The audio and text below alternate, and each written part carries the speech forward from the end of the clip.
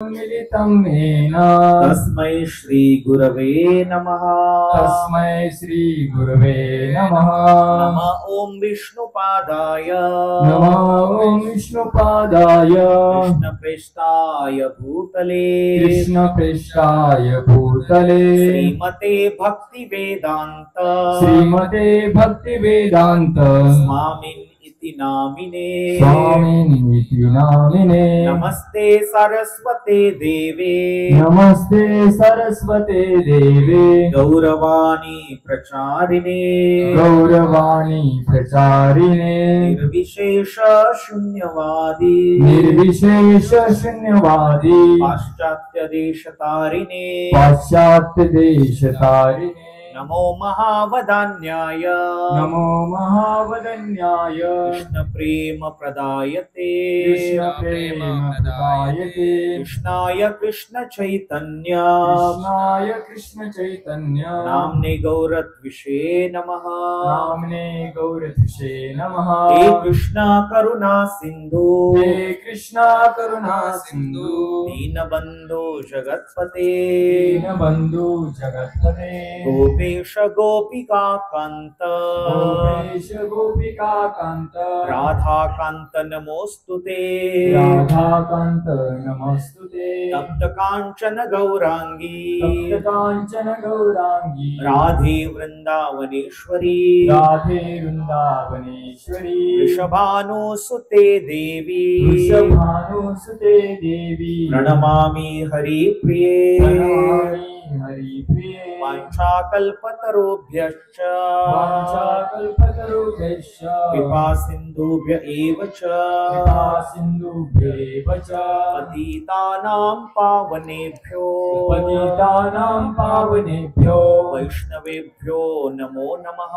वैष्णवेभ्यो नमो नमः। जय श्री कृष्ण चैतन्य जय श्री कृष्ण चैतन्य प्रभु नित्यानंद प्रभु नित्यानंद श्री अद्वैत गदाधर श्री अद्वैत गदाधर श्रीवासादि गौर भक्त वृंद श्रीवासादि गौर भक्तवृंद हरे कृष्णा हरे कृष्णा हरे कृष्णा कृष्णा कृष्णा हरे हरे कृष्णा कृष्णा हरे हरे हरे राम हरे राम हरे राम हरे राम राम राम हरे हरे राम राम हरे हरे त्वं करोति वाचालं तनुर्यङ्गायते गिरिं यत्कृपातमहं वन्दे श्रीगुरोः दीनतारिणं परमानन्दमाधवं श्रीचैतन्यमीश्वरम्। हरे कृष्ण। आपल्या देवदेठाण गावामध्ये श्रीकृष्ण जन्माष्टमी साजरा करण्याचं हे तिसरं वर्ष आहे। तुमच्यापैकी बरेच जण यावर्षी पहिल्यांदा आले असतील। मुलांना थोडं शांत करा। आता सर्वांनी ध्यानपूर्वक पाऊण तास कृष्ण कथा श्रवण करायची। कृष्ण कथा का श्रवण करायची आहे? कारण कृष्ण कथा जी आहे हृदयाला शुद्ध करणारी आहे, हृदयाला पावन करणारी आहे। कारण आपलं हृदय जे आहे, आपण या भौतिक जगात जन्म घेतल्यापासून काम क्रोध लोभ मद मोह मत्सर यांनी दूषित झालेलं मन आहे। आणि हे दूषित झालेलं मन जे जेवढं आपण सांसारिक कार्यामध्ये, कारण संसार कार्य करत असताना अनेक कळत नकळत पाप होतं आपल्याकडून, त्यांना आणखी मलिन होतं मन। आणि हे मलिन हृदय जे आहे ते या कलियुगामध्ये फक्त कृष्ण कथा आणि कृष्ण नाम या दोन गोष्टींनी पवित्र होत। तर हे सर्व जन्माष्टमी उत्सव साजरा करण्याचं कारण असं आहे, आपल्या मुखातून जास्तीत जास्त हरिनाम यावं आणि कानातून जास्तीत जास्त कृष्ण कथा श्रवण केली जावी। म्हणून श्रीमद भागवताचा जो 10वा स्कंद आहे, या 10व्या स्कंदाच्या सुरुवातीलाच राजा परीक्षित शुकदेव गोस्वामींना कृष्ण कथा श्रवण करण्याची आतुरता प्रकट करतात की आता मला काय करा, कृष्णाबद्दल सांगा, कृष्णाची कथा ऐकवा। का तर ज्या कृष्णाने माझ्या मातेच्या गर्भात असताना माझं रक्षण केलं. परीक्षित राजा ज्या वेळेला उत्तरेच्या गर्भामध्ये होते आणि तेव्हा दुष्ट अश्वत्थाम्याने ब्रह्मास्त्र सोडलं होतं आणि त्या ब्रह्मास्त्रापासून रक्षण करण्यासाठी उत्तरा भगवंतांना पुकारते, कृष्ण कृष्ण महाबाहो भक्तानाम अभयंकर. भक्त जो आहे तो केवळ भगवंताचा आश्रय घेतो संकटामध्ये. आणि म्हणून उत्तरा जी अभिमन्यूची पत्नी आहे आणि राजा परीक्षिताची माता आहे, आपल्या गर्भाचं रक्षण करण्यासाठी कृष्णाला आवाहन करते. त्यावेळेला कृष्ण थेट उत्तरेच्या गर्भात प्रवेश करून सुदर्शन चक्र घेऊन स्वतः त्या बाल परीक्षिताचं रक्षण करतात. आणि हे परीक्षित राजानं पाहिलेलं असतं त्यावेळेला. आणि ते जन्मल्यापासूनच भगवान कृष्णाच्या भक्तीमध्ये लीन झाले असतात, कारण त्यांना पूर्णपणे ज्ञात असतं की पूर्ण पुरुषोत्तम भगवंताच्या मुळेच माझं रक्षण झालेलं आहे. आणि आता परीक्षित महाराज जन्मल्यापासून आता मृत्यूच्या दारात उभे. मृत्यू म्हणजे त्यांना 7 दिवसाचा शाप मिळालेला आहे शृंगी ऋषीकडून आणि 7 दिवस त्यांच्या आयुष्यात उरलेले आहेत. आणि 7 दिवसामध्ये आता केवळ ते गंगेच्या काठावरती बसून शुकदेव गोस्वामींना व्यासस्थानावर बसून भागवत कथा कृष्ण कथा श्रवण करत.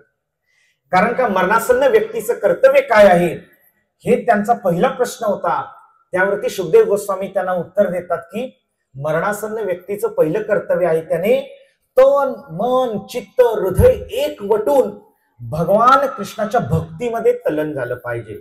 श्रवणम कीर्तनम विष्णू स्मरणम पाद सेवनम अर्चनम वंदनम दास्यम सख्यम आत्मनिवेदन. 9 प्रकारच्या भक्ती 7व्या स्कंदात सांगितली. 9विधा भक्ती. पण कलियुगासाठी श्रवण आणि कीर्तन हे मोस्ट इम्पॉर्टंट आहे.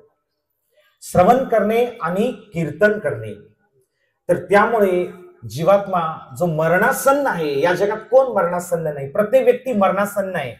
7 दिवस नाही, 7 वर्ष नाही, 70 वर्षानंतर तरी प्रत्येकाला मरावंच लागेल.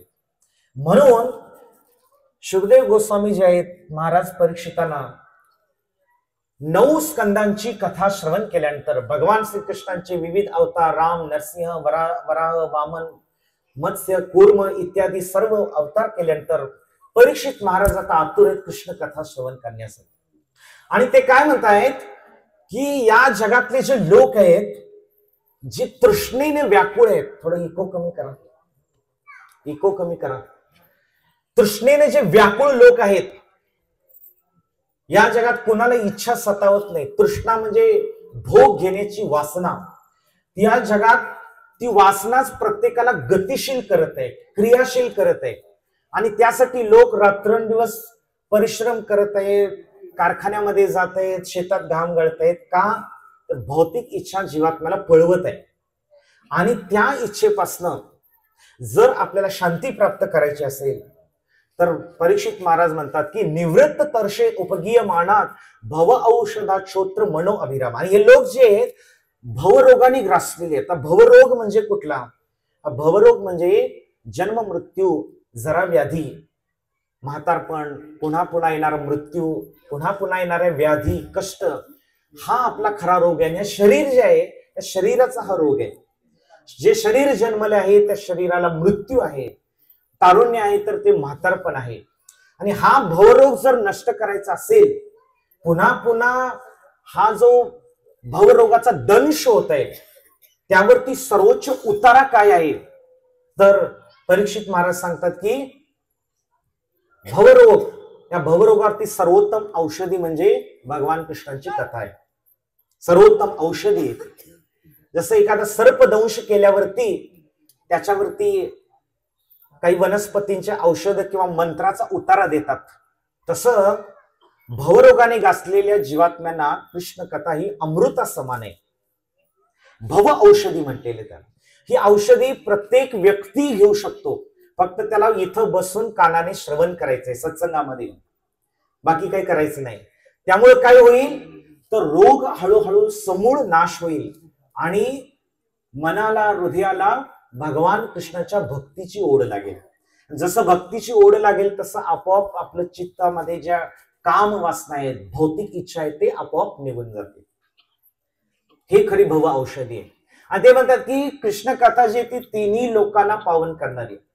स्वर्ग लोक असो, आपला जो पृथ्वी ग्रह आहे तो मृत्यू लोकात येतो. ह्याला कधी कधी मृत्यू लोक म्हणतात. मृत्यू का म्हणतात?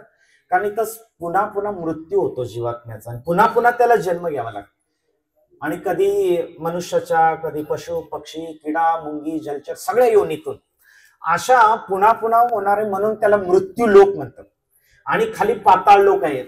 अशा तिन्ही लोकातल्या लोकांना पवित्र करणारी कृष्ण कथा आहे. आणि कृष्ण कथा जी आहे तर ती कृष्ण गंगा जशी तिन्ही लोकांना पावन करते तसं कृष्ण कथा पण काय या तिन्ही लोकातल्या जे काही आपल्यासारखे जनसाधारण लोक आहेत त्यांना पावन करणारी. असं वर्णन केल्यानंतर मग हळूहळू परीक्षित महाराज जे आहेत ते जवळपास 4 ते 5 प्रश्न विचारतात की मला भगवान कृष्णांचा अवतार, भगवान कृष्णांचं स्वरूप तत्व आणि भगवान कृष्णांच्या लीला याबद्दल मला श्रवण करण्याची उत्कंठा आहे. कृपया मला त्याचं श्रवण करा, अमृतपान करा. त्यावेळेला शुकदेव गोस्वामी त्यांना वर्णन करतात की राजा तुझं महत् भाग्य आहे की 2 दिवसात तुझा आता मृत्यू होणार आहे. कारण आता कथा श्रवण आरंभ होऊन 4 दिवस झालेली आहेत. भागवताचा 10वा स्कंद चालू आहे तेव्हा राजा परीक्षिताकडे फक्त 2 दिवस बाकी आहेत. आणि या 2 दिवसामध्ये कृष्ण कथा रूपी अमृताचं पान करून मृत्यूवरती विजय प्राप्त करणार आहेत. तर शुकदेव गोस्वामी आरंभ करतात की 5000 वर्षापूर्वी भगवान कृष्णाने भगवद्गीतेमध्ये आपल्या अवताराचं मूळ कारण काय ते सांगितलेलं आहे. तुम्ही सर्वांनी म्हणा माझ्या मागून, यदा यदा हि धर्मस्य ग्लानिर्भवति भारत अभ्युत्थानम अधर्मस्य तदात्मानं सृजाम्यहम. भगवान कृष्ण म्हणतात पृथ्वीवरती जेव्हा जेव्हा अधर्माचं वर्चस्व होतं आणि धर्माचा ऱ्हास होतो त्यावेळेला मी अवतार घेतो. पण एवढंच कारण नाहीये. हे आपल्या लोकांना, सर्वसामान्य लोकांना विचारलं तर सांगतील की एवढंच कारण आहे. एवढंच कारण नाही. त्याचा पुढचा श्लोक बाहेरच्या लोकांना माहित नाही. त्याचा पुढचा श्लोक काय आहे? परित्राणाय साधूनाम म्हणा विनाशाय च दुष्कृताम धर्म संस्थापनार्थाय संभवामी युगे युगे. या श्लोकात भगवंतांनी 3 कारण सांगितलेली आहेत. परित्राणाय साधूनाम, जे माझे भक्त आहेत. साधू म्हणजे कोण? भगवंताचा भक्त साधू असू शकतो. जो भक्त नाही तो कधी साधू असू शकत नाही. भगवंताचे जे भक्त आहेत ते साधू असतात. त्या साधूंचं रक्षण करण्याकरिता. दुसरं काय? विनाशायच दुष्कृताम, ते दुष्कृती लोक, राक्षसी वृत्तीचे, आसुरी वृत्तीचे, जे केवळ दुसऱ्याचा नाश करणारे लोक आहेत. मागे शांतता ठेवायला सांगा. तर दुसऱ्याचा जे काही धन संपत्ती लुबाडून दुसऱ्याचं शोषण करून जे इतरांना त्रास देतात त्यांना आसुरी लोक म्हणतात. जसं आता कंस जो आहे, कंस हा आसुरी वृत्तीचा आहे. म्हणून जरी भगवंताचा स्वतःचा मामा असला तरी त्याचा नाश करण्यासाठी भगवंत आलेले. आणि नुसता कंसाचा नाही, कंसासारखे जे त्याचे राक्षसी मित्र होते त्या सर्वांचा विनाश भगवंतांनी केलेला आहे. आणि सगळ्यांच्या विनाशाची लीला आहे त्या भागवताच्या 10व्या स्कंदात शुकदेव गोस्वामी आरंभ करतात. आणि तिसरं कारण काय आहे?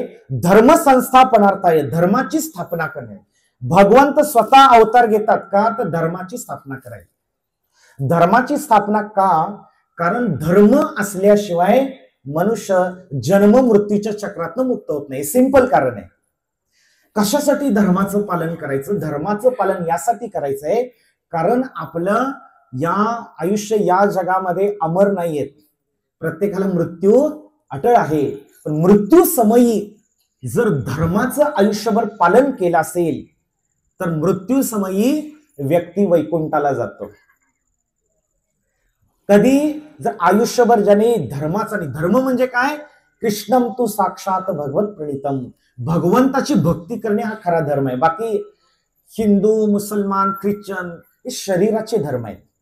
आपण म्हणतो की अमुक एखाद्या घरात जन्माला म्हणजे तो त्या जातीचा, तो धर्माचा, पण आत्मा जो आहे तो आत्मा भगवंताचा अंश आहे. शरीर कुठल्याही घरामध्ये, झोपडीमध्ये, देशामध्ये, राष्ट्रामध्ये जन्मलेले असू दे, त्याने फरक पडत नाही, पण आत्मा भगवान कृष्णाचा अंश आहे आणि तो आत्मा शाश्वत काळासाठी भगवंताशी कनेक्टेड आहे, संबंधित आहे. फक्त त्याने भगवंताची भक्ती करून तो संबंध जागृत करायचा आहे. त्याला योग म्हटलेलं आहे. योग म्हणजे जोडणे. म्हणून भगवद्गीतेच्या 18 अध्यायाची सगळी नावं योग आहे. कर्मयोग, अर्जुन विषाद योग, सांख्य योग, ध्यान योग, भक्ती योग, असं सगळं योग योग ना. योग का तर ह्या अध्यायातनं प्रत्येकानं आपला संबंध आता भगवंताशी जोडायचा, आणि तो संबंध जोडण्याचं सर्वोत्तम योग कलियुगासाठी दिलेले आहे, तो म्हणजे भक्ती योग. कारण का भक्ती योग जो आहे सर्वात सुलभ आहे. नाम संकीर्तन साधन पै सोपे, जळतील पापे जन्मांतरीची. नाम संकीर्तन अतिशय सर्वात साधं सुलभ साधन आहे आणि ते भक्ती योगाचं प्रमुख अंग आहे. श्रवण आणि कीर्तन भक्ती योगाचं प्रमुख अंग आहे आणि म्हणून ते कोणी आबाल वृद्ध करू शकतो. म्हणून कलियुगामध्ये भक्ती योग या योगावरती भगवंतांनी जोर दिलेला आहे. तर या 3 कारणासाठी भगवंत अवतार घेतात आणि त्यासाठी विनाशायच दुष्कृतनाम, दुष्ट लोकांचा संहार करण्यासाठी भगवंतांनी 5000 वर्षापूर्वी हाती शस्त्र घेतलं. तर आता या कलियुगामध्ये भगवंत शस्त्र घेत नाहीत हातामध्ये. भगवंताचं शस्त्र कुठलं आहे? सुदर्शन चक्र. ते सुदर्शन चक्राने भगवंतांनी 5000 वर्षापूर्वी सगळ्या राक्षसांचा विनाश केला. जरासंध असो, कंस असो, दंतवक्र असो, शिशुपाल असो, आणि वृंदावन मधल्या राक्षसांना तर भगवंतांनी सुदर्शन चक्र घेतलं नाही हातामध्ये. कारण हे सुदर्शन चक्र जे आहे तर ते वृंदावन मध्ये धारण करत नाहीत भगवंत. भगवंत वृंदावन मध्ये काय धारण करतात कोण सांगेल? बासरी धारण करतात, सुदर्शन धारण करत नाहीत. आणि मग जे राक्षस रोज कंस पाठवायचा वृंदावन मध्ये, तर भगवंतांनी आपल्या ग्वाल बालांसोबत, गोप सखांसोबत हसत खेळत मौज मशा मस्ती करत त्या राक्षसांना एक एक करून त्यांचा खात्मा केलेला. भगवंताला तिथं सुदर्शन धारण करण्याची जरूरत नाही. पण कलियुगामध्ये भगवंतांनी या दुष्कृती प्रवृत्तींचा नाश करण्यासाठी 2 शब्द आहेत पहा. एक शस्त्र आहे आणि दुसरं शास्त्र आहे. याच्यामध्ये काना फक्त ऍड होतो, पण दोघांची जरूरत आहे. कलियुगामध्ये भगवंतांनी शास्त्र दिलेले. शस्त्र आणि शास्त्र हे दोन्ही अधर्माचा नाश करणार आहे. कशाचा? अधर्म. तर भगवंत जेव्हा स्वतः उपस्थित होते 5000 वर्षापूर्वी, त्यांनी अधर्माचा नाश कसा केला? शस्त्राद्वारे. आता भगवंतांनी ज्या वेळेला त्यांनी आपल्या लीला समाप्त करून आपल्या धामात प्रयाण केलं, तेव्हा भगवंतांनी हे शास्त्र दिलेले. काय दिलेले आहे? हे शास्त्र. का तर आपल्यासारखे येणाऱ्या कलियुगातले हजारो पिढ्यातले लोक आहेत, त्यांच्या हृदयातला अधर्म नाश करण्यासाठी भगवंतांनी शास्त्र दिलेले. आणि हे शास्त्र वाचन करणं हे शस्त्र धारण करण्यासारखं आहे, पण त्याची आपल्याला महती माहित नाही. हे शास्त्र जो नित्य नियमाने अध्ययन करतो, वाचन करतो, श्रवण करतो, त्याचं अधर्मापासून रक्षण होतं. कारण का कलियुगामध्ये, द्वापार युगामध्ये कसं असतं की राक्षसी प्रवृत्ती जी आहे ती माणसामध्ये भेद करते. एक जसं कंस आहे, जरासंध आहे, शिशुपाल आहे, दंतवक्र आहे, अगासुर आहे, हे राक्षसी लोक होते आणि अर्जुन आणि पांडवांसारखे भक्त वेगळे होते. आता काय झाले कलियुगामध्ये, एकाच माणसामध्ये राक्षसी प्रवृत्तींनी संत प्रवृत्तींचं समागम झालेलं आहे. एकाच माणसामध्ये धर्मही आहे, त्याच्या हृदयात अधर्म पण आहे. म्हणून आपल्याला वाटतं की अरे एका माणसामध्ये चांगले इतके गुण आहेत, पण याच्यात एवढा वाईट गुण आहे, तो तेवढा नको पाहिजे होता. आहे की नाही? कधी कधी एखादा व्यक्ती खूप दारू पितो, पण कधी कधी तो खूप दुसऱ्याला मदत पण करतो. त्याच्यात चांगली पण प्रवृत्ती आहे आणि वाईट पण प्रवृत्ती. एखादा व्यक्ती फार दुष्ट असतो, पण कधी कळत न कळत तो चांगलं पण कार्य करतो, त्याला काय होकी येते, चांगलं पण करतो. आणि कधी कधी चांगलं काम करणारा व्यक्ती पण कधी कधी त्याची दुष्ट प्रवृत्ती जागृत होते, दुष्ट बुद्धीनं तो दुसऱ्याची काहीतरी वाईट करतो तो. तर कलियुगात काय सांगितलेलं आहे, एकाच माणसात धर्म आणि अधर्म वास करतील. म्हणजे राक्षसी प्रवृत्ती पण असेल काही प्रमाणात आणि संत प्रवृत्ती पण काही प्रमाणात असेल. पण माणसाने काय केलं पाहिजे, या शास्त्राद्वारे आपल्यामध्ये जी काही मलिन प्रवृत्ती आहे तिचा नाश केला पाहिजे. आणि म्हणून देवकीच्या गर्भामध्ये पहिले जे 6 पुत्र आले, ते 6 पुत्र म्हणजे माणसाच्या हृदयातले षडरिपू आहेत, काम, क्रोध, लोभ, मद, मोह आणि मत्सर. भगवान कृष्ण आपल्या लीलेतनं काय शिकवतात की ही कृष्ण जन्माष्टमी आहे, गोकुळ अष्टमी उत्सव आहे.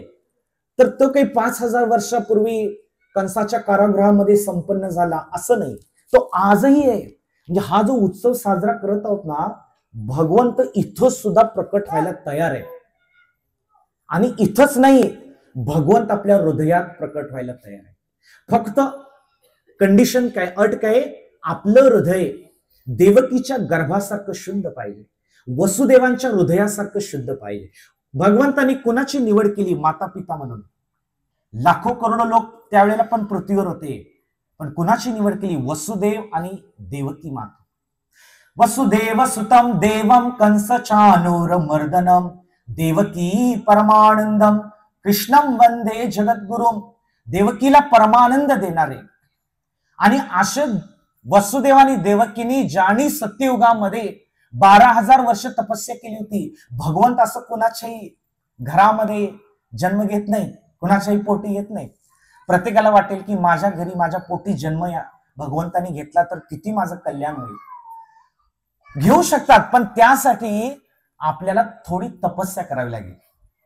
वसुदेवानी देवकीनी 12,000 वर्ष तपस्या केल्यानंतर आणि भगवंत त्यांना आठवण करून देत आहेत.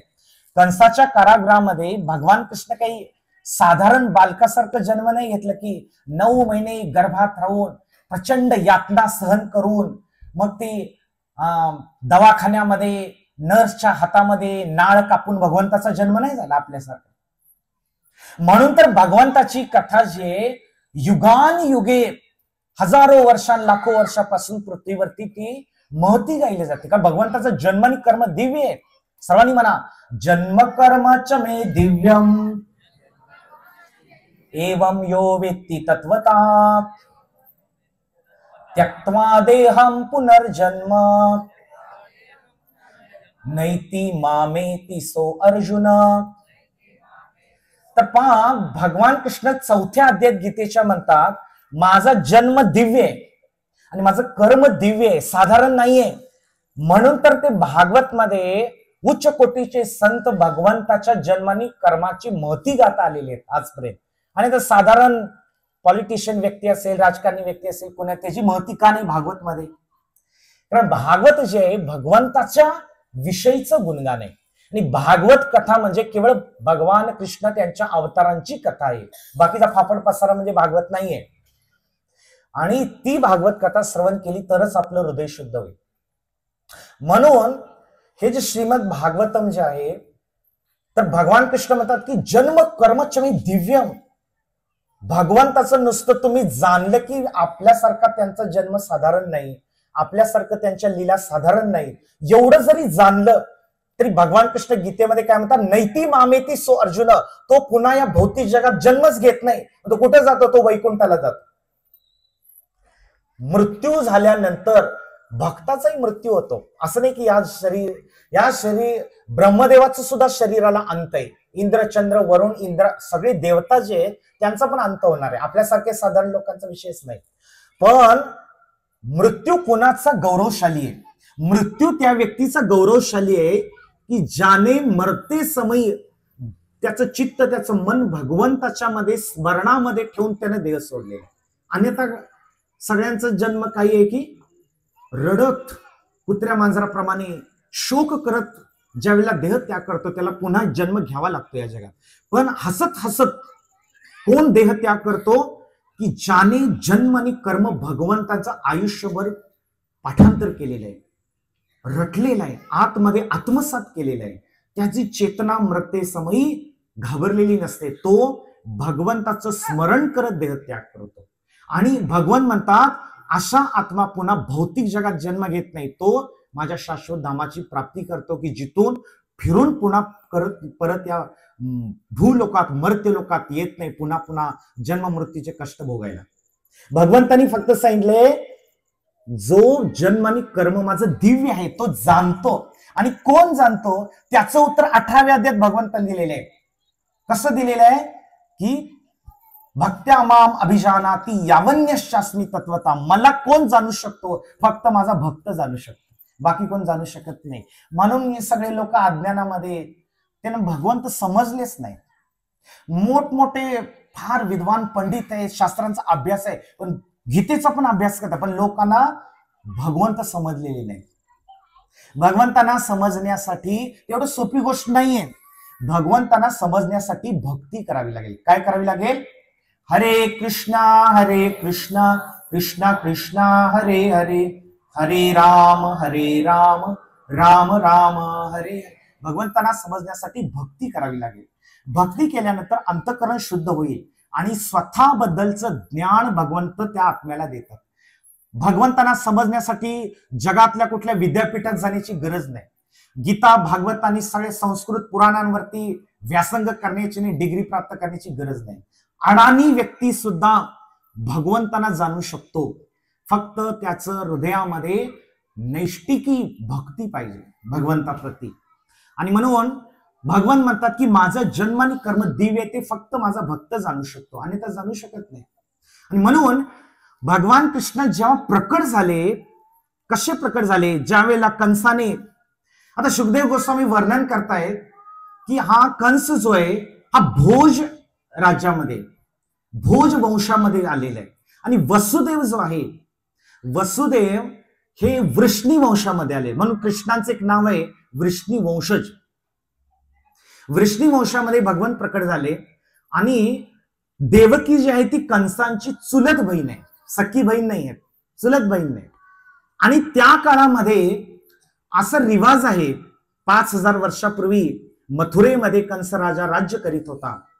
आणि देवकीचा विवाह वसुदेवांशी झाल्यानंतर कंसाने स्वतः वरातीचा जो काही रथ आहे, देवकीने वसुदेव त्या रथामध्ये बसलेले, आणि स्वतः कंस त्या रथाच्या घोड्यांचे जे काही लगाम आहे तो हातामध्ये घेऊन रथ घेऊन चाललेला आहे वसुदेवानी देवकीला सासरी पोचवण्यासाठी. कारण ते रिवाज आहे, प्रभुपाद सांगतात ते रिवाज आहे. आणि जेव्हा इथपर्यंत सर्व काही सुरळीत चालू आहे, पण हा जो दुष्ट कंस आहे की ज्याचा पृथ्वीला भार सहन होत नाही. पृथ्वीला भार का सहन होत नाही? कारण पृथ्वीवरती भले शेकडो पर्वत आहेत, नद्या आहेत, पाण्याचे साठे आहेत, पण त्याचा भार होत नाही. पण राक्षसी जे लोक आहेत त्यांचा भार सहन होत नाही. आणि ही पृथ्वी माता जे गायीचं रूप धारण करून ब्रह्मदेवाकडे आपली विनवणी करते की मला या राक्षसांपासून, या भारापासून मुक्त करा, तेव्हा ब्रह्मदेवांच्या डोळ्यातनं पाणी येतं. आणि ब्रह्मदेव पृथ्वीला घेऊन, इंद्राला घेऊन क्षीरसागराच्या तटावरती जातात. पुरुष सुक्त प्रार्थना करून भगवंताला आवाहन करतात किंवा कृपया पृथ्वीची याचना ऐका. तेव्हा फक्त आवाज येतो. भगवान विष्णूचं दर्शन देवतांना सुद्धा दुर्लभ आहे. तुम्हा आम्हासारखे किड्या मकोड्यासारखे जीव या जगातले माणसं म्हणतात की देवाचं आम्हाला दर्शन का होत नाही, आम्हाला का देव दिसत नाही. ते ब्रह्मदेवानं सुद्धा दुर्लभ आहे. वेदेषु दुर्लभम अदुर्लभम आत्मभक्तौ. ब्रह्मदेव काय सांगतात ब्रह्मसंहितेत?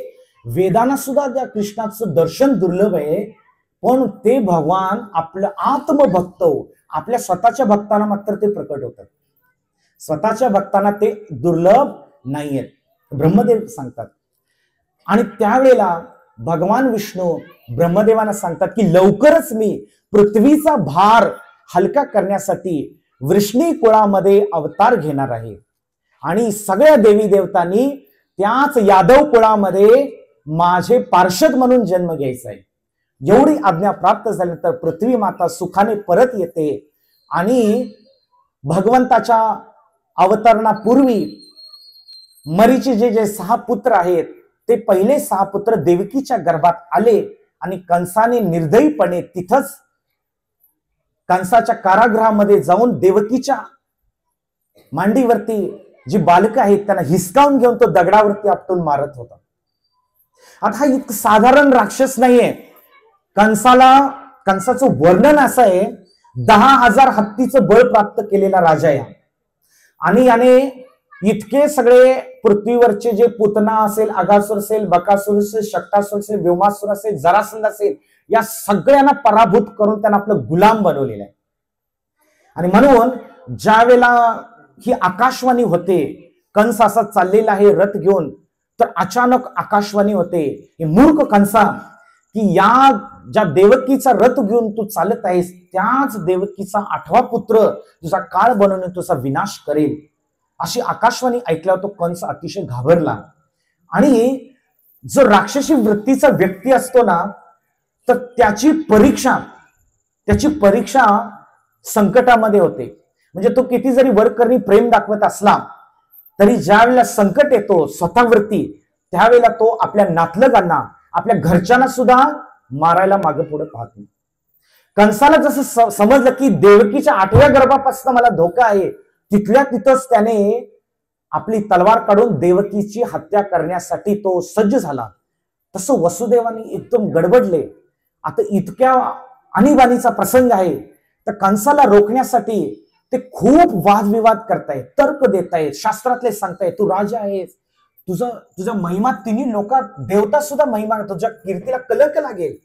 अरे एवढा मोठा राजा, त्याने आपल्या बहिणीची हत्या केली, असे खूप तर्क दिल्यानंतर सुद्धा कंस ऐकत नाही. त्यावेळेला वसुदेव आपल्या पत्नीचा जीव वाचवण्यासाठी म्हणतात की मी काय करेन, तू चिंता करू नकोस, मी काय करेन की हा जो देवकीचा 8वा गर्भ जरी असला तरी मी काय करेन, सगळेच्या सगळे गर्भ जे काही बालक तिच्या पोटी जन्माला येतील, ते जन्मात आलेलं प्रत्येक मूल मी तुझ्या हवाली करेन, तुला जे काही करायचं ते करू शकतो. असं म्हटल्यानंतर मग कंसाला थोडस वाटलं की नाही, आता मला वसुदेवांच्या शब्दावरती कुठेतरी विश्वास ठेवला पाहिजे. कारण वसुदेव जे सत्यवचनी व्यक्ती आहे, कंसाला सुद्धा माहित होतं की हा व्यक्ती जो आहे कधी आपला शब्द मोडणार नाही. आणि म्हणून कसं बस त्या कंसाचा राग शांत केल्यानंतर देवकी आणि वसुदेवांना तो सोडून येतो. लगेच कैद करत नाही, त्यांना जेलमध्ये टाकत नाही, तर काय करतो, तो वाट पाहतो. आणि जसं पहिलं बालक जन्माला येतं, वसुदेव आपल्या शब्दाचं पालन करत पहिलं बालक कंसाच्या स्वाधीन करतात. कंस फार खुश होतो, कंसाला आनंद होतो. वसुदेव, मला माहित होतं की तुम्ही सत्यवचनी आहात, तुम्ही तुमचं वचन पालन करणार. पण म्हणतो कंस, ते घेऊन जा बालक, घेऊन जा, काही हरकत नाही, मला 8व्या गर्भापासून धोका आहे, बालक घेऊन जा. वसुदेव घेऊन जातात परत. पण त्यानंतर कंसाचे जे मंत्री आहेत ते मंत्री ते सगळे दुष्ट राक्षसी लोक आहेत.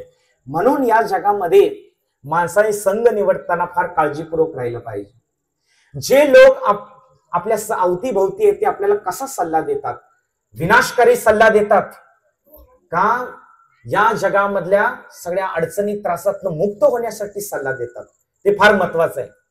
आणि कंसाचं सगळं असोसिएशन आहे, कंसाचे जे सगळे मित्रमंडळी आहे सगळे राक्षसी आहे. ते मंत्री, त्याचे अधिकारी, ते नोकरशाही सगळी त्याची राक्षसीच लोक आहेत. त्यांनी सल्ला दिला की कृपा करून राजन तुम्ही विश्वास ठेवू नका. आणि नारद मुनींचंही तिथं आगमन झालं. आणि नारद मुनी सगळ्या देवतांच्या करवी आले होते. आणि देवतांना इतकी घाई झाली होती की कधी कृष्णाचं अवतरण होईल, पृथ्वीवरती कृष्णाचं अवतरण कधी होणार. मग देवता लोक नारद मुनींना सांगतात की तुम्ही काही करून त्या कंसाला पटवा की 6च्या 6 बालक जी आहेत ती नाश व्हायला पाहिजेत. आता याच्या पाठीमागे कारण काय आहे, तर ही 6 बालक जी आहेत ती पूर्वी कंसाचीच पोरं होती. कंस हा मागच्या जन्मामध्ये कालनेमी नावाचा राक्षस होता आणि त्याची ही 6 मुलं होती. आणि त्यांना शाप मिळाला होता की त्यांच्या पुढच्या जन्मी जेव्हा देवकीच्या पोटी जन्म घेतील तेव्हा या जन्मीचा जो कालनेमी राक्षस आहे तोच पुढं त्यांचा मामा बनून येईल कंस, आणि त्याच्याद्वारे या 6 बालकांची हत्या होईल. या जगामध्ये कुणाचंही जे काही चांगलं वाईट होत आहे तर ते सर्व ज्याच्या त्याच्या कर्मानुसार होत आहे, पूर्वजन्मीतल्या. भगवान त्यात हस्तक्षेप करत नाही. आणि भगवंत शिकवत आहेत की भगवंत देवकीच्या गर्भात येण्यापूर्वी हे 6 जे काम, क्रोध, लोभ, मद, मोह विकार आहेत हे नाश झाले पाहिजे, शुद्ध झालं पाहिजे. तेव्हा मग 7व्या अवतारामध्ये भगवान कृष्ण योग मायेला सांगतात की हे योग माया, की 6 बालकांचा आता अंत झालेला आहे. आता तू माझा स्वांश जो बलराम आहे तर तो स्वांश तू काय कर, देवकीच्या गर्भात प्रकट झालेला आहे, पण देवकीच्या गर्भात आता रोहिणीच्या गर्भामध्ये स्थानांतरित कर. आणि त्यानंतर काय करायचंय, दुसरी आज्ञा अशी की तिथंच तुला योग मायेला भगवान कृष्ण गोलोक धामात सांगतायत, कारण आता माझा पृथ्वीवरती अवतार घ्यायचा वेळ आलेली आहे. आता काय कर, तू माझा स्वांश बलरामाला तू रोहिणीच्या गर्भात, की जी गोकुळामध्ये, नंद गोकुळामध्ये जा, गच्छ देवी नंद गोकुळामध्ये जा आणि काय कर, बलरामाला देवकीच्या गर्भात रोहिणी जी वसुदेवाची दुसरी पत्नी आहे तिच्या गर्भात स्थानांतरित कर. आणि मग बलरामाने काय केलं, आपला अनंत शेषाचा विस्तार देवकीच्या गर्भातच ठेवला. स्वतः बलराम रोहिणीच्या गर्भात गेले आणि रोहिणी ही वसुदेवांचीच दुसरी पत्नी आहे. आणि मग भगवान कृष्ण बरोबर अष्टमीच्या रात्रीला, श्रावण शुद्ध अष्टमी म्हणतात, श्रावण शुद्ध अष्टमीच्या बरोबर रात्री 12 वाजता, तर परिस्थिती अशी, सुखदेव गोस्वामी वर्णन करतात, या जगातली जे काही ज्योतिषशास्त्रात सांगितलेली शुभ घडी आहे, अभिजित मुहूर्त आहे, अभिजित मुहूर्त सगळ्या मुहूर्तातला सगळ्यात श्रेष्ठ मुहूर्त सांगितलेलं आहे. आणि 27 नक्षत्र, रोज एक एक नक्षत्र बदलतं, आपण कॅलेंडरमध्ये पाहतो, तर अशी 27 नक्षत्र आहेत, त्या सगळ्यांमध्ये रोहिणी नक्षत्र श्रेष्ठ आहे. तर रोहिणी नक्षत्रामध्ये जेव्हा चंद्र होता आणि अभिजित मुहूर्तावरती जेव्हा सगळे अवकाशातले ग्रह तारे एकदम शुभ घडीला आपापल्या कक्षेत स्थिर झाले, त्यावेळेला देवकीच्या गर्भामध्ये, पहिल्यांदा देवकीच्या गर्भात नाही आले भगवंत, भगवंत कुठे प्रकट झाले, भगवंत पहिला प्रकट झाले वसुदेवांच्या हृदयामध्ये. तेने ब्रह्म हृदयादि कवये, भगवंत काही असं साधारण बालकासारखं पित्याच्या वीर्याद्वारे मातेच्या गर्भात जात नाही. भगवान कृष्ण कसे प्रकट झाले, म्हणून तर त्यांचा जन्म दिव्य आहे. भगवान कृष्ण जेव्हा प्रकट झाले तेव्हा वसुदेवांच्या देहातनं एवढं दैदिप्यमान तेज पसरलं की करोडो करोडो सूर्याचं तेज त्या अंधाराला भेदून गेलं. हालाकी रात्रीच्या त्या भयानक इतका काळ होता तो, कारण इतका घनघोर वर्षा चालू होती अख्ख्या मथुरा प्रदेशामध्ये की संपूर्ण मथुरा नगरीमध्ये एक पक्षी, एक किडा सुद्धा जागा नव्हता, सगळी माणसं गाढ झोपली होती. आणि रात्रीच्या बरोबर 12 वाजता इतका मुसळधार पाऊस चालू आहे, यमुना दुथडी भरून वाहत आहे. आणि या ठिकाणी कंसाचे जे 7 दरवाजामध्ये, बंदीखान्यामध्ये कंसाने वसुदेवाने देवकीला डांबून ठेवलेले आहे, तर 7ही दरवाजावरचे सगळे पहारेकरी गाढ झोपून गेलेले आहेत भगवंताच्या योगमायेद्वारे. आणि फक्त तिथं वसुदेवानी देवकीच्या समोर भगवान वासुदेव शंख चक्र गदा पद्म रूपात प्रकट झाले. बोलो कृष्ण भगवान की. तर इतक्या शुभ प्रसंगी भगवान कृष्ण प्रकट झाले, तर तो जो क्षण आहे तो क्षण सगळे 33 करोड देवता वाट पाहत होते त्या क्षणाची. सगळे गंधर्व, विद्याधर, चारण आणि इंद्रादी सगळे देवी देवता पुष्पवर्षा करायला लागले. भगवान कृष्ण तर पृथ्वीवरती प्रकट होणार. आणि त्यावेळेला भगवान कृष्णांचं जेव्हा वासुदेव रूपामध्ये दर्शन झालं वसुदेवांना, त्यावेळेला वसुदेवाने इतक्या सुंदर प्रार्थना, वसुदेवाच्या डोळ्यातून अश्रू आले, देवकीच्या डोळ्यातून अश्रू आले. देवकी माता भगवंताला प्रार्थना करते की भगवंता, की मी इतकी त्रासलेली आहे या दुष्ट कंसाच्या अत्याचाराने. यांनी जन्मता क्षणी ज्या मातेच्या डोळ्यासमोर तिच्या नवजात बालकांचा खून केलेला आहे ज्या माणसाने, तर त्या व्यक्तीच्या मनाची अवस्था कशी असेल. पण ते फक्त या आशेवरती जिवंत आहेत की भगवान कृष्ण आमच्या उदरी येणार आहेत. म्हणजे भगवंत ज्यांच्या पोटी येणार आहेत त्यांचं जीवन पण या जगामध्ये सुखाचं नव्हतं. त्यांचं जीवन सुद्धा सुखाचं नाही. का तर भगवंत ज्या वेळेला पोटी येतात तर त्यांना फार तपस्या करावी लागते. आणि ते इतके शुद्ध होते, भगवान कृष्ण त्यांना म्हणतात की सत्ययुगामध्ये त्यांना आठवण करून देतात, सत्ययुगामध्ये तुम्ही दोघांनी तपस्या केली, सत्ययुगात सुद्धा मी तुमच्या पोटी आलो होतो पृष्णी गर्भ म्हणून. सुतपा आणि पृष्णी त्यावेळेला वसुदेव आणि देवकीच्या रूपात प्रकट झाले होते सत्ययुगात. तेच त्रेतायुगामध्ये प्रकट झाले कश्यप मुनी आणि अदिती म्हणून, त्यांच्या पोटी वामन देवाच्या रूपात भगवान कृष्ण प्रकट झाले. आणि तेच भगवान कृष्ण द्वापार युगाच्या शेवटी वसुदेव आणि देवकीच्या पोटी 3 जन्म भगवान त्यांनी एकमात्र कारणासाठी तपस्या केली होती की भगवंतच आम्हाला आमच्या पुत्र रूपात पाहिजेत, बाकी कोणी नकोत. पण भगवंत येण्यासाठी फार मोठी तपस्या आहे. तर जन्माष्टमी काय आहे, तर देवकीच्या गर्भ म्हणजे आपलं हृदय आहे. आपल्या हृदयामध्ये भगवंताला प्रकट करायचं आपल्याला. आणि भगवंताला प्रकट करण्यासाठी आपलं हृदयातले काम क्रोधादी विकारादी नाश झाली पाहिजे. हे सडरिपुनी आपलं हृदय शुद्ध झाल्यानंतर मग 7वं बलराम जे गुरु तत्व आहे, गुरुकडून दीक्षा प्राप्त झाल्यावरती साधना भक्ती केल्यानंतर मग कृष्ण आपल्या हृदयात प्रकट होतो. भगवान कृष्णाने तत्व सिद्धांत दिलेला आहे, आपल्या लीलेतून शिकवत आहेत की प्रत्येकाच्या हृदयामध्ये भगवंत प्रकट होणार आहे. कधी होतील, पण जेव्हा आपण प्रामाणिक गुरुचा आश्रय घेऊन भजन भक्ती साधना भक्तीच्या अंगाचं पालन केलं तर भगवान कृष्ण देवकीच्या आणि वसुदेवाच्या सारखं आपल्या हृदयात प्रकट होत. आणि भगवंताला अशा सुंदर प्रार्थना केल्यानंतर देवकी माता म्हणते की या कंसाचं जे काही भय आहे, मला या भयापासून मुक्त करण्यासाठी कृपया आता तुम्ही बालरूप धारण. मग भगवान कृष्ण बालरूपात आले. भगवान कृष्णाचा जन्म दिव्य आहे, साधारण नाहीये. आणि भगवान कृष्णाने अशा प्रकारे बालरूप धारण केल्यानंतर मग भगवान कृष्ण त्यांना सांगतात की कृपा करून आता मला तुम्ही नंद गोकुळामध्ये घेऊन चला. वसुदेवांना सांगतात की मला एका टोकरीमध्ये ठेवून नंद गोकुळामध्ये घेऊन चला. आणि तिथं, कारण भगवंताची आंतरिक लीला तिथं वेगळी आहे. नंद आणि यशोदामाई तर ते भगवान कृष्णांचे जे आंतरिक भक्त आहेत त्यांच्या भाग्यामध्ये भगवान कृष्णांच्या बाललीला पाहण्याचं भाग्य आहे. आता वसुदेव आणि देवकी यांना भगवंतांनी पुत्र सौख्य दिलं, पुत्र प्राप्तीचं सौख्य दिलं, पण बाललीलाचं सौख्य नंद आणि यशोदा. कारण नंद आणि यशोदा जे आहेत त्यांचा एक भाव अलग आहे.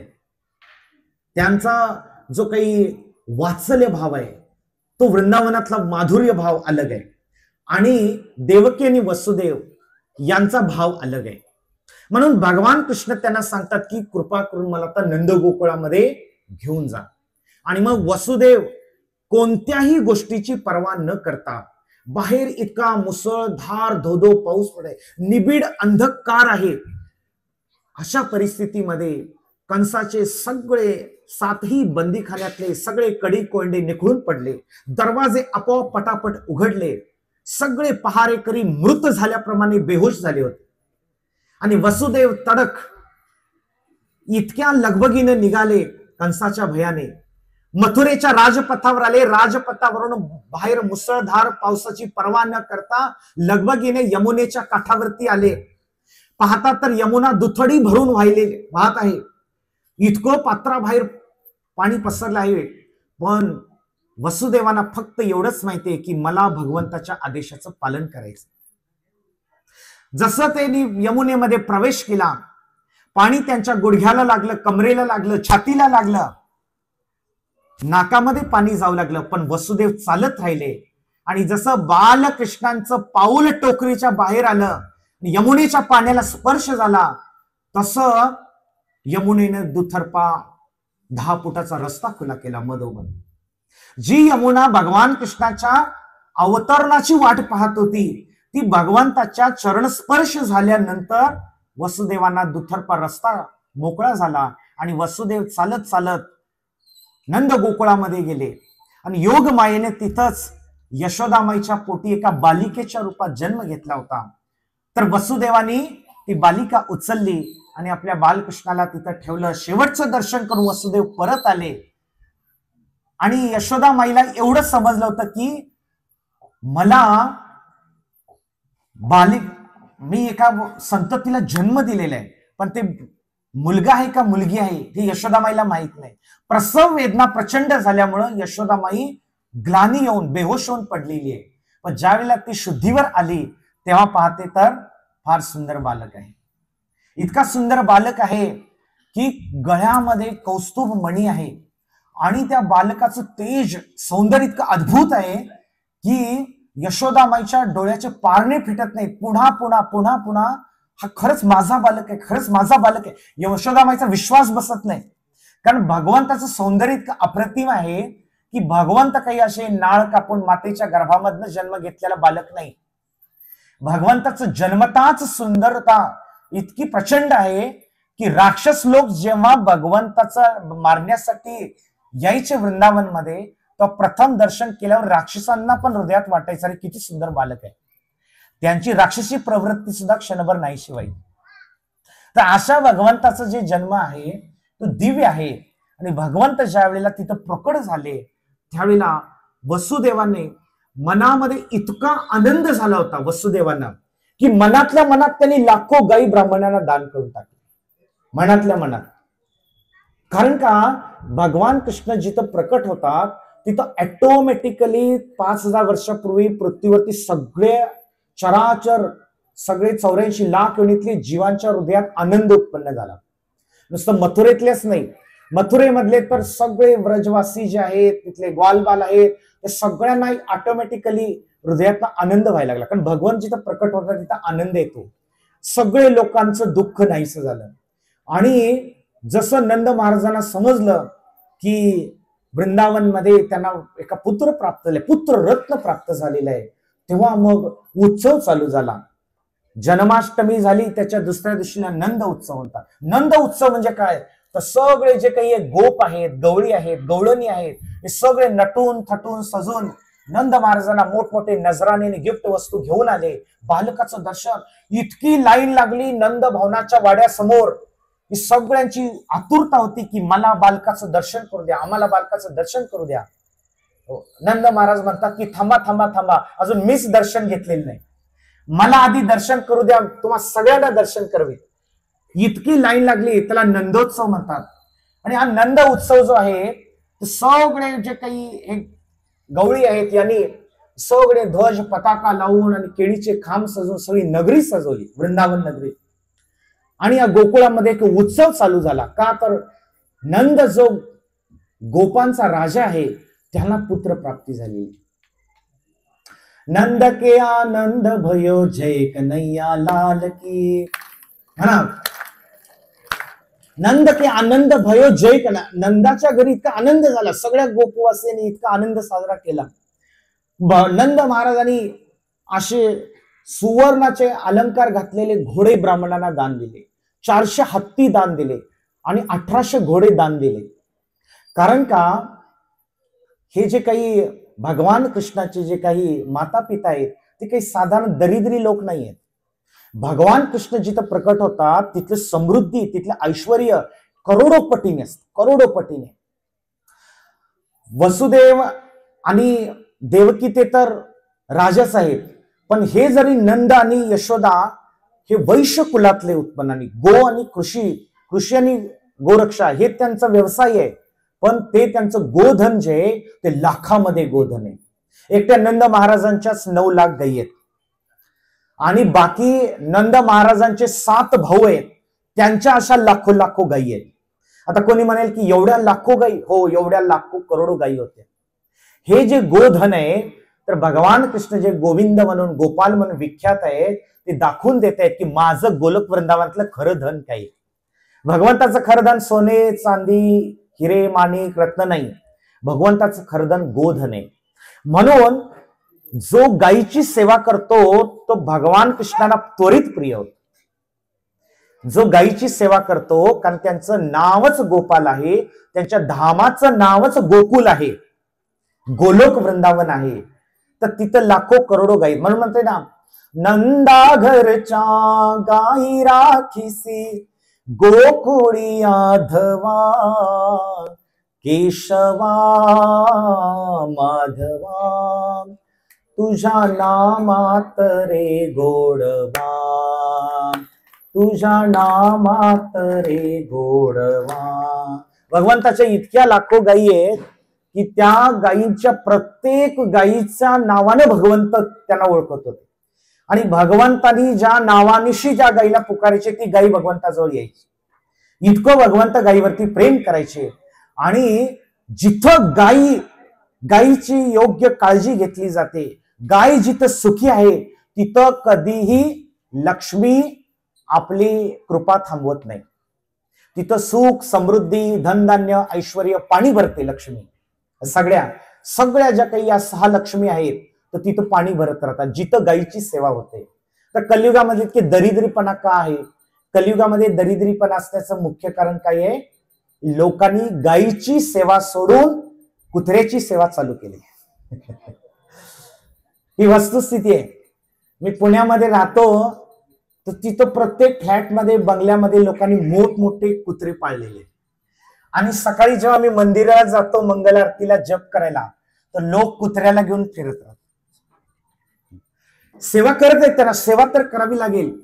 पूर्वी लोक गायीची सेवा करत होती, आता लोक कुत्र्याची सेवा करतात. अमेरिकेत तर असा नियम आहे की तिथं लोक कुत्र्याला घेऊन फिरायला जातात. मी काही गेलेलं नाही अमेरिकेला, पण मला बाकीच्या लोकांनी सांगितलं तिथं जर कुत्र्याला बाहेर फिरायला घेऊन गेलं आणि कुत्र्यानं कुठं मलमूत्र त्याग केलं तर त्या मालकाला उचलावं लागतं. कारण तिथं इथल्या भारतासारखं कायदे नाहीयेत. कोणी कुठं पण घाण करा इथं काही कोण विचारणार नाही. पण तिथं तसं नाही. तिथं कंप्लेंट गेली की लगेच $10,000 दंड आहे. मग तिथं काय करतात ते मालक लोक आपल्या सोबत एक कॅरी बॅग ठेवतात आणि ती कॅरी बॅग मध्ये घाण भरतात स्वतःच्या हाताने आणि ते घरला घेऊन येतात. अशी सेवा चालू आहे कलियुगामध्ये. कुत्र्यांची सेवा चालू आहे. पण लोकांना गायीची सेवा करावी, घाण आहे, घाण वास येतो. नको नको, दूध विकत घ्या, पिशवीतलं दूध विकत घ्या. तर असे दरिद्रीपणाच जीवन लोक जगत आहेत. पण भगवान काय दाखवत आहेत लीलेतून? भगवंत दाखवत आहेत की खरं धन कुठं आहे. जिथं गायीची सेवा चांगली होते, गोपालन जिथं चांगल्या प्रकारे होतं, जिथं गायी सुखी आहेत त्या ठिकाणी सगळ्या लक्ष्मी पाणी भरतात. तिथं धन धान्य ऐश्वर्याची कधी ददात होत, कधी कमी पडत नाही. तिथं दरिद्रता कधी राहत नाही. हे शास्त्र आहे. हे शास्त्र आहे. म्हणून शास्त्र का स्टडी करायचं आहे? यासाठी की कलियुगामध्ये हे जे काही भयंकर विषारी परिणाम जे आपण भोगत आहोत त्यातनं बाहेर पडण्याचा मार्ग शास्त्रात दिले. ते शास्त्राचं जो पालन करेल त्याला भगवंत बुद्धी देतील. ददामी बुद्धी योगम तम येन माम उपयांते. मी त्याला अशी बुद्धी देतो जेणेकरून तो यातनं सगळ्यातनं मुक्त होईल. तर अशा प्रकारे भगवंत जे आहेत गोविंद गोपाल म्हणून विख्यात आहेत. गायींना आणि इंद्रियांना आनंद देणारे आहेत. गोविंदमादि पुरुषम तमहं भजामि. अशा आदिपुरुष गोविंदाचं मी भजन करतो. कोण म्हणता? ब्रह्मदेव म्हणतात. आणि त्या ब्रह्मदेव जे इंद्र ब्रह्मदेव आणि पृथ्वी माता यांच्या प्रार्थनामुळे पृथ्वीचा भार हलका करण्यासाठी भगवान कृष्ण वसुदेव आणि देवकीच्या पोटी जन्म घेतले. भगवान कृष्ण जेव्हा वसुदेवाच्या हृदयात प्रकट झाले आणि वसुदेवाच्या हृदयातनं देवकीच्या हृदयात गेले आणि देवकीच्या हृदयातनं देवकीच्या गर्भात गेले. अशा भगवंताचा जो जन्माची कथा श्रवण करतो, जो जन्म आणि कर्म भगवंताचं दिव्य आहे जाणतो, तर भगवंत म्हणतात तो पुन्हा या भौतिक जगात जन्मच घेत नाही. पुन्हा पुन्हा कष्ट भोगण्यासाठी तो कुठं? माझ्या शाश्वत आध्यात्मिक धामाची प्राप्ती करतो. म्हणून आपण या जगातल्या साधारण लोकांचे वाढदिवस साजरे केले नाही पाहिजे. त्याचा काही फायदा नाही. काही काही लोक आपल्या वाढदिवसा दिवशी लाखो रुपये खर्च करतात. मोठा केक आणतात, मेणबत्त्या, जंगी पार्टी देतात. पण अशा लोकांच्या वाढदिवसा दिवशी जे लोक जातात ते पापच घेऊन येतात. पाप खाऊन येतात आणि पाप घेऊन येतात. पण भगवंताचा वाढदिवस का साजरा केला पाहिजे? कारण भगवंत तुम्हाला या जन्म मृत्यूच्या चक्रातून मुक्त करणार. साधारण गोष्ट नाहीये. नुसतं जन्माष्टमी व्रत जो करतो, कोणी कोणी, काल आता जन्माष्टमी होती, ऍक्च्युली कालचा दिवस अष्टमीचा होता, कोणी कोणी काल उपवास केला, हात वर करा. बाकीच्यांनी नाही केली त्यांनी पुढच्या वर्षी अवश्य करा. का करा? नुसतं जन्माष्टमी व्रत जो करतो, नुसतं जन्माष्टमी व्रत जो करतो त्याला 20 करोड एकादशी केल्याचं फळ मिळतं. किती? कुणाकुणाला पाहिजे? एकादशी तर करायचीच आहे आपल्याला, पण नुसतं जन्माष्टमी व्रत करतो म्हणजे नुसतं उपवास नाही, उपवास तर निर्जळा करायचंच आहे रात्री 12 पर्यंत. काल रात्री बरोबर 12 वाजता भगवंत प्रकट झाले, म्हणून काल पहाटेपासून ते रात्री 12 पर्यंत उपवास ठेवायचा असतो. आणि दिवसभर नुसतं उपवास ठेवून असं नाही की आपापले कामधंदे करायचे, पूर्ण दिवस भगवंताच्या सहवासात राहायचे. कसं? तर पूर्ण दिवस भगवंताचं श्रवण, कीर्तन, जप, भगवंताची सेवा आणि भगवंताचा अभिषेक, भगवंताचा उत्सव, या सगळ्यामध्ये आपलं मन, आपली चेतना राहिली पाहिजे. याला जन्माष्टमी व्रत म्हणतात. नुसतं असं नाही की साबुदाणा खिचडी खाल्ली म्हणजे झालं व्रत, असं नाही. भगवंताचा जो अभिषेक करतो जन्माष्टमीच्या दिवशी, लाखो अश्वमेध यज्ञ केल्याचं फळ त्याला मिळतं. साधारण गोष्ट नाही. दूध, तूप, पंचामृताने भगवंताचा अभिषेक करतो, भगवंताला पान फूल फळाने सेवा करतो, भगवंतांना 56 भोग अर्पण करतो, नाम संकीर्तन करतो, जप करतो, तर त्याच्या पुण्याची गणती नाहीये. असा व्यक्ती पुन्हा या भौतिक जगात जन्म घेत नाही. भगवंत सांगतात या जगातल्या तुच्छ लोकांचे वाढदिवस साजरे करून काय लाभ होणार आहे? होणार आहे का? एक मोठा केकचा पीस मिळेल खायला, त्याच्यापेक्षा जास्त काय होणार? किंवा पार्टीमध्ये चांगली मेजवानी आपल्याला खायला मिळेल, परंतु पुन्हा पुन्हा ते रोगी शरीरच भोगायला या जगात यावं लागेल. म्हणून अशा भगवंत की जे भगवंत जीवात्म्याने एक छोटीशी अल्पशी सेवा केली तर त्याला इतकं प्रचंड मोठा रिवॉर्ड, म्हणजे जन्म मृत्यूच्या चक्रातून मुक्ती देणारे भगवंत आहेत, त्यांच्याविषयी श्रवण कीर्तन, त्यांचा वाढदिवस, त्यांचे उत्सव साजरे करण्यामध्ये जी महती आहे ती महती आपण शास्त्राद्वारे जाणून घेतली पाहिजे. म्हणून शुकदेव गोस्वामी परीक्षिताचं गुणगान का करतात? कारण परीक्षिताला इच्छा झाली, भगवंताची लीला श्रवण करण्याची इच्छा झाली. परीक्षिताला इच्छा झाली. या जगातल्या लोकांना इच्छाच होत नाही कृष्ण कथा ऐकण्याची. आणि जर कृष्णाची कथा आपण नाही ऐकली तर या जगातल्या लोकांच्या कथा आपल्याला ऐकाव्या लागतात. ह्यानं असं केलं, त्यानं तसं केलं, ते आपण ऐकत राहतो. पण त्यानं जेवढं आपण संसारातल्या कथा ऐकतो तेवढं आपलं हृदय जे आहे ते आणखी मलिन होतं, आणखी विषयी होतं, आणखी प्रदूषित होतं. कारण ह्या जगामध्ये ना लोक जे बडबड करत आहेत सांसारिक विषयांच्या, तर ते सगळे व्हायब्रेशन वातावरणात येतात, ते आपले मन, आपलं हृदय कलुषित करत असत. म्हणून साधू संघामध्ये येऊन कथा श्रवण करायला का सांगितले? कारण त्या निमित्ताने आपलं मन ते भगवंताच्या चिंतनामध्ये लागेल. भगवंताचं स्मरण झाल्यामुळं आपल्याला भगवंताविषयी भक्तिभाव निर्माण होईल, भगवंताविषयी प्रेमभाव निर्माण होईल, भगवंताविषयी आसक्ती होईल. भगवंताविषयी जर आसक्तीच नाही झाली तर मरते समयी भगवंताचं स्मरण होणार नाही. कसं काय होईल? अचानकपणे स्मरण होणार नाही. भगवंतांनी कसं म्हणलेलं आहे, अंतकाले च मामेव स्मरण मुक्त्वा कलेवरम. कलेवरम देवत्याग करत असताना जो माझं स्मरण करतो पुन्हा या भौतिक जगात तो जन्म घेत नाही. त्यासाठी आयुष्यभर आपल्याला भगवंताची अशी सेवा केली पाहिजे.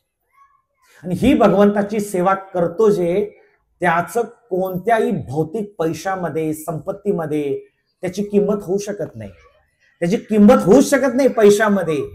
भगवंत जे देणार आहेत, भगवंत जे देणार आहे ते आपल्या कल्पनेच्या पलीकडे, आपल्या बुद्धीच्या पलीकडे, ज्याची आपण कधी कल्पना सुद्धा करणार नाही, असं भगवंत देणार आहेत. एक दिवस आपल्याला फक्त आपल्याला भगवंताच्या वाक्यावरती, वाणीवरती विश्वास ठेवून भक्ती मार्गाचं गंभीरपणे अवलंब करायचंय. हरे कृष्णा कृष्ण कृष्णा हरे हरे, हरे राम राम राम हरे हरे. तर असे भगवंताच्या लीला अपार आहेत. आता ही सुरुवात आहे. कृष्ण आणि बलरामांच्या बाललीलाचा सुखदेव गोस्वामी आरंभ करणार आहे. भगवान कृष्णाच्या अगोदर 8 दिवस मागच्या पौर्णिमेला बलराम पौर्णिमा उत्सव केला. आपण इथंच या ठिकाणी बलरामांचा आविर्भाव झाल्यावर भगवान कृष्ण बरोबर 8 दिवसांनी प्रकट झाले आणि हे दोघही जसं सूर्य आणि चंद्र एकाच वेळी आकाशात उदित झाले, तर कृष्ण आणि बलराम नंद गोकुळामध्ये उदित झाले आणि संपूर्ण गोकुळवासियांना इतका आनंद झालेला आहे. प्रत्येक दिवशी या गोपी काही ना काही बहाणा करून नंद महाराजांच्या अंगणामध्ये, नंद महाराजांच्या वाड्यामध्ये, वृंदावन मध्ये आजही यमुनेच्या काठावरती नंद महाराजांचा वाडा आहे. 7 किलोमीटर लांब आहे. किती? आता 9 लाख गायी बसायच्या म्हणजे किती मोठा वाडा पाहिजे, आहे का नाही? आणि भगवान कृष्ण जे आहेत तर ते साधारण व्यक्ती नाही आहेत. तसं त्यांचं धाम, त्यांचं गुण, त्यांचे नाम ते पण साधारण नाही. भगवंताचं धाम जे ते पण विस्तारित होतं. भगवंताच्या सेवेसाठी वृंदावनातली वृक्ष, लता, तरु सगळे काही लालायित आहेत. आणि जसं भगवान कृष्ण वृंदावन मध्ये प्रकट झाले आणि प्रतिपदेच्या चंद्राप्रमाणे जसं भगवंताच्या बाल रूपापासून पौगंडापर्यंत वाढ होत होती, तसं ह्या ज्या गोपी आहेत, वृंदावनातले जे काही व्रजवासी आहेत, ते भगवान कृष्णाच्या प्रती एवढे आसक्त होत चालले होते की जसं या गोपी आहेत की त्या गोपींना असं वाटायचं की भगवान कृष्ण जे आहे ते आमच्या नजरेच्या आड कधी व्हायलाच नको, ते कधी आमच्या दृष्टीच्या आड व्हायला नको. म्हणून या गोपी काय करायच्या? या गोपी काही ना काही बहाणा करून नंद महाराजांच्या वाड्यामध्ये एक विहीर आहे, त्या विहिरीमध्ये पाणी भरायला सगळ्या गोपी यायच्या आणि पाणी भरायला आल्यानंतर बहाणा असायचा पाणी भरण्याचा, पण त्यांना आस हृदयामध्ये बालकृष्णाचं आम्हाला दर्शन व्हावं. पाणी भरायचं निमित्त आहे, पण आस मात्र का त्या निमित्ताने भगवंताचं, बालकृष्णाचं आम्हाला दर्शन होईल. म्हणून संत एकनाथ महाराज एका अभंगामध्ये फार सुंदर वर्णन करतात गोपींचं. काय वर्णन करतात? हासत खुद खुद मोडीत डोळे, मणी आठवी कृष्णाचे चाळे, लगबगीने प्रभात काळी, आली नंद अंगणी, घागर घेऊन गागर घेऊन निघाली पाण्या गवळण. तर ह्या गवळणी जे ते काही ना काही बहाणा करून नंद महाराजांच्या अंगणात यायच्या. का? तर बालकृष्णाचं ओझरत कासेना दर्शन व्हावं. पण सगळे मथुरा नगरीतले सगळे प्रजा जरी आनंदित झाली तरी एक व्यक्ती मात्र प्रचंड दुःखी झाला होता. कारण का? इकडं जसं वसुदेव बालकृष्णाला ठेवून आणि तिथं जन्मलेली, यशोदामाईच्या पोटी जन्मलेली बालिकेला उचलून ते पुन्हा कुठे गेले? पुन्हा त्या कारागृहात गेले. लगेच त्यांनी ते साखळदंड आपल्या अंगाला बांधून घेतले आणि लगेच असं दाखवलं की जसं काही झालंच नाही. आणि देवकी माता त्या बालिकेला पाहून फार रडायला लागली. आता देवकीला माहित नाहीये ही योग माया आहे आणि ते भगवान कृष्ण. देवकी तिला वाटलं की आता ही बालिका आहे आणि कंस जो आहे त्या बालिकेचे काय, तिची पण हत्या करणार का? तर जसं पहाट झाली, पाऊस थांबला आणि सगळे पहारेकरी जागे झाले आणि त्या बालिकेने जसा ट्या ट्या ट्या जसा आरडाओरडा चालू केला, जो पहारेकरी दौडत दौडत दौडत महाराज महाराज महाराज.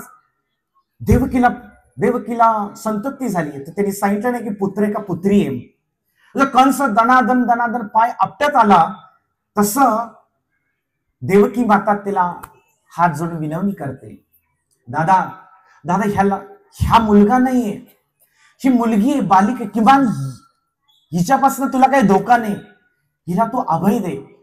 ही बालिका तुझं काय वाकडं करू शकणार आहे? आणि मी तुला वचन देते की ही बालिका जी आहे तुला काही नुकसान करू शकणार नाही, मी तुला वचन देते. त्यावेळेला तो कंस जो आहे तो आपल्या बहिणीची कसलीही पर्वा न करता तिच्या हातून जेव्हा ते बालिका हिसकावून घेऊन दगडावरती आपटणार, तेवढ्यात ती बालिका आकाशात जाते, अष्टभुजा रूप धारण करते, जगदंबा रूप धारण करते आणि म्हणते की मूर्ख कंसा, तुला मारणारा तर कधीच तो जन्म घेऊन वाढत आहे. त्यानं कधीच जन्म घेतलेला आहे. आता तुझा अंतकाळ जवळ आलेला आहे. तू काय माझी हत्या करणार? भगवंताची ती शक्ती आहे. जगदंबा भगवंताची शक्ती आहे. भौतिक जगामध्ये बहिरंगा शक्ती दुर्गा मातेच्या रूपात आहे आणि तीच शक्ती योगमायेच्या रूपात आध्यात्मिक जगामध्ये सुभद्रा. अशा प्रकारे कंसाला समजल्यानंतर कंस अतिशय घाबरला. आता त्याने शोध चालू केला की मला जो मारणारा व्यक्ती आहे तो ऑलरेडी जन्मलेला आहे, पण ते कुठे जन्मलेला आहे योगमायेने सांगितलेले नाही.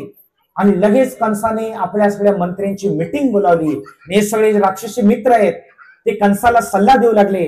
काय सल्ला दिला की या पंचकृषीतले, या मथुरा नगरीतले जे सगळी बालक या 8 दिवसात जन्मलेली आहेत, महाराज सगळ्यांचा खात्मा करून टाका, विषयच मिटला. कंसाला लगेच पटलं ते, कारण हा जो कंस आहे दुष्ट बुद्धीचा असल्यामुळे आणि तो कोणतंही पाप कर्म करायला मागं पुढे पाहत नाही. लगेच त्याने आता हे जे काही पूर्व जन्मामध्ये पूर्व आपल्या आयुष्यामध्ये जी काही सगळ्या राक्षसांना आपलं गुलाम बनवले होते, विचार केला आता यांचा काय उपयोग आहे, बोलवा सगळ्यांना. मग सगळ्यात पहिल्यांदा पुतना आली. पुतना म्हणाली की महाराज चिंता करू नका, बालकांना मारणं हाच माझा फॅमिली बिझनेस आहे. मी आजवर हजारो बालकांना मारलेलं आहे. तर जो तुमचा काळ म्हणून जन्माला आलेला आहे तो बालक माझ्यासाठी काही फार मोठी विशेष गोष्ट नाही. तर मी काय करते, मी आजच्या 4 दिवसात जन्मलेल्या सगळ्या बालकांना मारते, तुम्ही काही चिंता करू नका. आणि ती खेचरी जी आहे आकाशातनं उडणारी जी काही मायावी राक्षसीन आहे ती उडत उडत अशी जेव्हा गेली त्यावेळेला जेव्हा ती नंद गोकुळामध्ये प्रवेश केला, तिने नंद गोकुळामध्ये जेव्हा प्रवेश केला तेव्हा मात्र तिनं आपलं रूप इतकं बदललेलं आहे. ती पुतना जी येते मूळ अशा बिभत्स रूपात भयानक रूपात नाही आली. तिनं असं लक्ष्मीसारखं रूप धारण केलेलं आहे, अप्सरेसारखं तिचं सौंदर्य आहे. आणि ती पुतना जेव्हा प्रवेश केला त्यावेळेला तिला कोणी रोखलं नाही.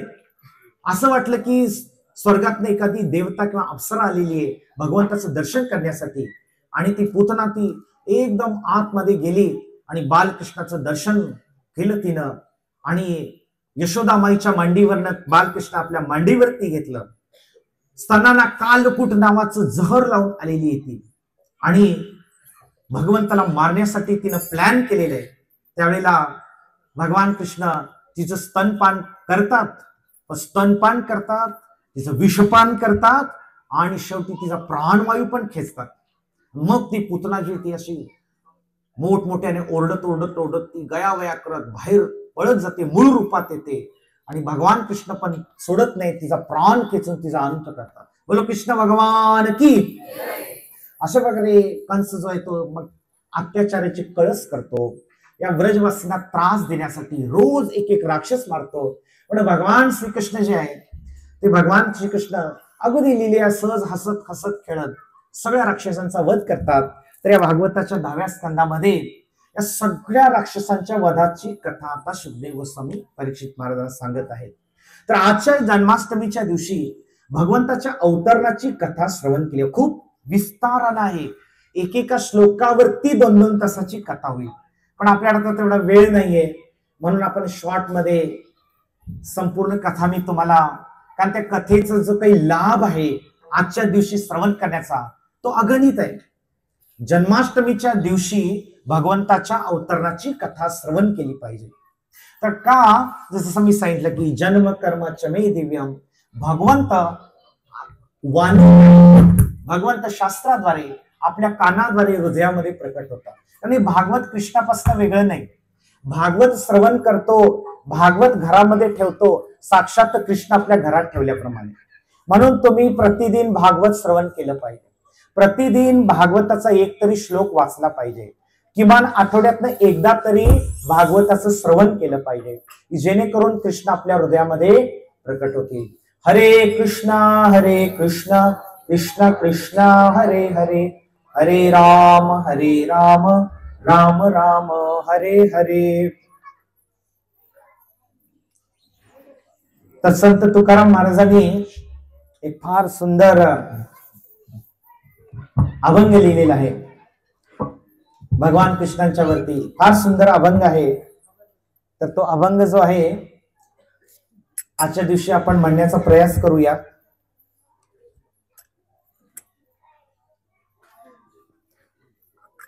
हरे कृष्ण.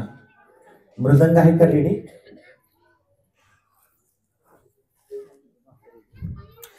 तर तुकाराम, हरे कृष्ण. तुकाराम महाराज फार सुंदर वर्णन करतात. भगवान कृष्णाला म्हणतात ते की भगवान कृष्ण गोकुळीचं सुख आहे आणि त्यांच्या सुखाला अंत पार नाही, त्यांच्या सुखाला कोणती सीमा नाही. वृंदावन मध्ये जे कोणी त्या काळात उपस्थित होते, भगवंताच्या लीला पाहत होते, भगवंताच्या दर्शनाचा लाभ घेत होते, त्यांच्या आनंदाला पारावार नसायचा. आणि ज्यावेळेला भगवंत प्रकट झाले त्यावेळेला गोकुळामध्ये वातावरण कसं होतं त्याचं वर्णन महाराजांनी फार सुंदर या अभंगामध्ये केलेलं आहे. तर ते आपण म्हणण्याचा प्रयास करूया. गोकुळीच्या सुखा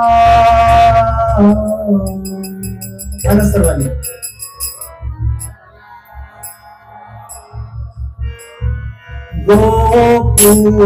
गोकुळीच्या सुखा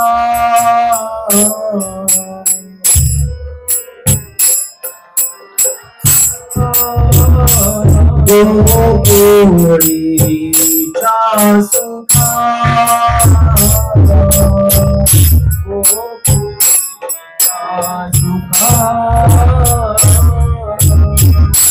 अंत पार नाही लेखा, अंत पार नाही लेखा, अंत पार नाही लेखा, अंत पार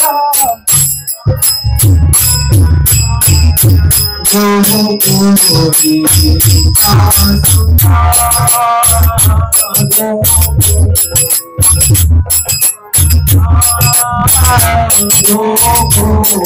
गोकुळीच्या सुखा गोकुळीच्या सुखा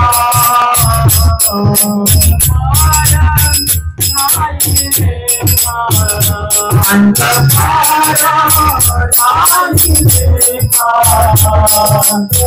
गोकुळीच्या सुखा गोकुळीच्या सुखा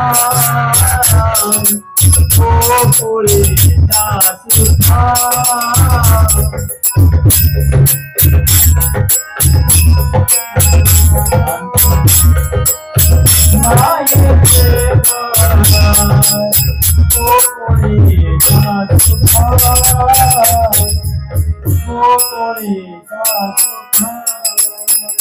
बाळकृष्ण नंदागरी, बाळकृष्ण नंदागरी, बाळकृष्ण नंदागरी, बाळकृष्ण नंदागरी, आनंदाला नारनारी, आनंदाला नारनारी, आनंदाला नारनारी, आनंदाला नारनारी, गोकुळीच्या सुखा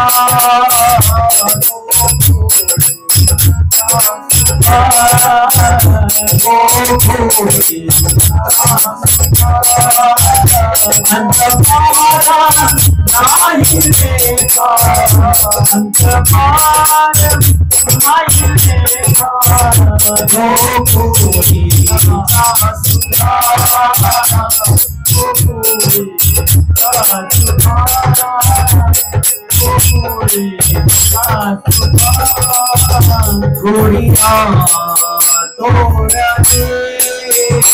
गुड़िया तोरने गुड़िया तोरने गुड़िया तोरने गति गाथा गाती गाने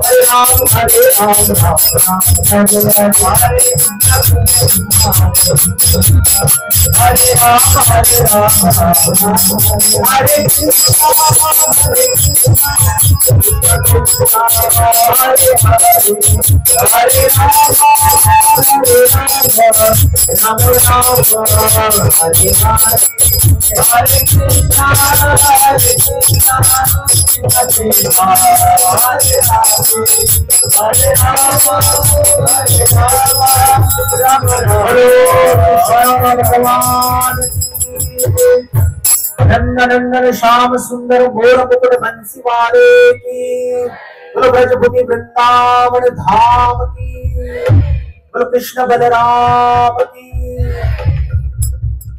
हरे कृष्णा हरे कृष्णा।